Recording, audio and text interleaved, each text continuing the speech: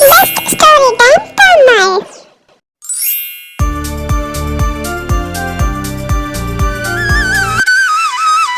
ஒரு ஊர்ல கண்ணன்னு சொல்லி ஒரு மரவெட்டி இருந்தாரு. அவர் எப்பவும் காட்டுக்குள்ள போய் மரம் வெட்டிட்டு அதை ஒரு மரக்கடையில் கொடுத்து நல்ல விலைக்கு வாங்கிப்பாங்க. அந்த மரக்கடைக்காரரு எப்பவும் கண்ணன்ட்ட கம்மி விலைக்கு தான் வாங்கிப்பாங்க. ஏன்னா அந்த மரக்கட்டை நல்லதா இல்லை அப்படி இப்படின்னு சொல்லி. ஆனாலும் கண்ணன் பேசி பார்ப்பான், இது நல்ல மரக்கட்டை தான், தயவு செய்து இதை வாங்கிக்கோங்கன்னு. ஆனாலும் அவன் ஏமாத்தி கம்மி பணம் தான் கண்ணனுக்கு கொடுத்துட்டு வந்தான். அதெல்லாம் யோசித்து பார்த்த கண்ணன் ஒரு நாள் முடிவு எடுத்தான். நம்ம காட்டுக்குள்ள உள்ள தூரமா போய் மரம் வெட்டினா அப்போ யாரும் நல்ல மரம் இல்லைன்னு சொல்ல முடியாது, நமக்கு நிறைய பணமும் கிடைக்கும் சொல்லி அவனோட கோடாரியை எடுத்துட்டு அவன் காட்டுக்குள்ள ரொம்ப தூரம் போக ஆரம்பிச்சான்.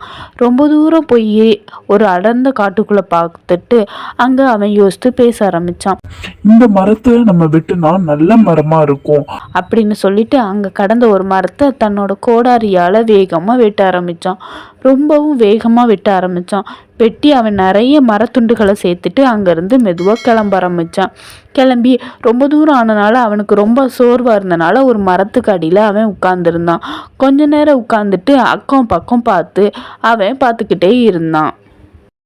அதுக்கப்புறம் மெதுவாக இருட்ட ஆரம்பிச்சிட்டு அதெல்லாம் பார்த்த கண்ணை பயந்து சரின்னு மெதுவாக நடக்க ஆரம்பித்தான். அவன் நடந்து தன்னோட கோடாரி எடுத்துட்டு போய்கிட்டு இருக்கும்போது அங்கே ஒரு மரம் தன்னால் பேச ஆரம்பிச்சிச்சு. ஹலோ கண்ணா, நான் தான் மரம். இங்க இருக்கிற காட்டிலேயே ரொம்ப பழமை வாய்ந்த மரம் நான் தான். அப்படியா? எப்படி நீங்க சொல்றீங்க? நான் உங்களை தான் வெட்டலான்னு வேகமா வந்தேன். இரவு நேரம் ஆனாலும் பரவாயில்ல, உங்களை வெட்டுனா நல்ல மரமா இருக்குன்னு. அப்படி மட்டும் பண்ணிடாத, நீ தயவு செய்து என்ன வெட்டாத. அதுக்கு பதிலா நீ என்ன கேட்டாலும் நான் தாரேன், சரியா? ஏன்னா நான் ரொம்ப மேஜிக் வாய்ந்த மரம்.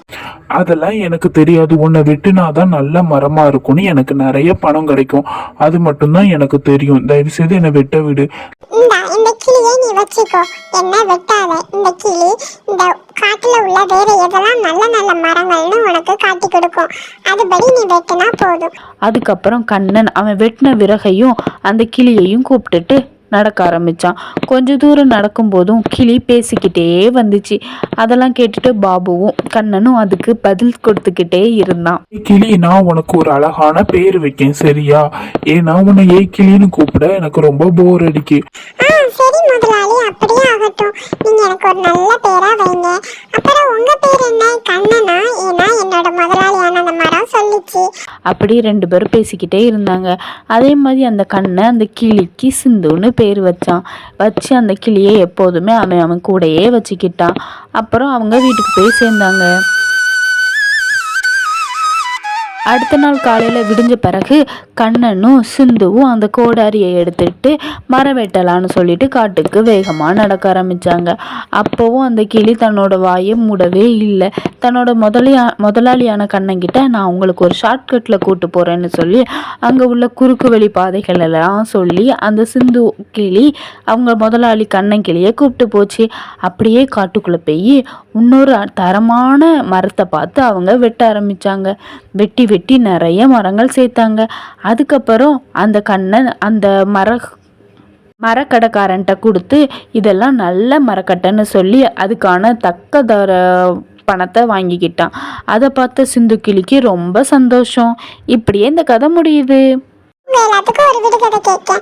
அப்பா பைசாவை எண்ண முடியாது, அம்மா சிலையை மடிக்க முடியாது. ஆன்சர் தெரிஞ்சா கமெண்ட் பாக்ஸ்ல கமெண்ட் பண்ணுங்க. பாய். இதே மாதிரி பெஸ்ட் ஸ்டோரிஸ் கேட்கணும்னா எங்க பெஸ்ட் ஸ்டோரி டைம் சேனலை லைக் பண்ணிக்கோங்க, கிளிக் பண்ணிக்கோங்க, ஷேர் பண்ணிக்கோங்க, சப்ஸ்கிரைப் பண்ணிக்கோங்க. பாய்.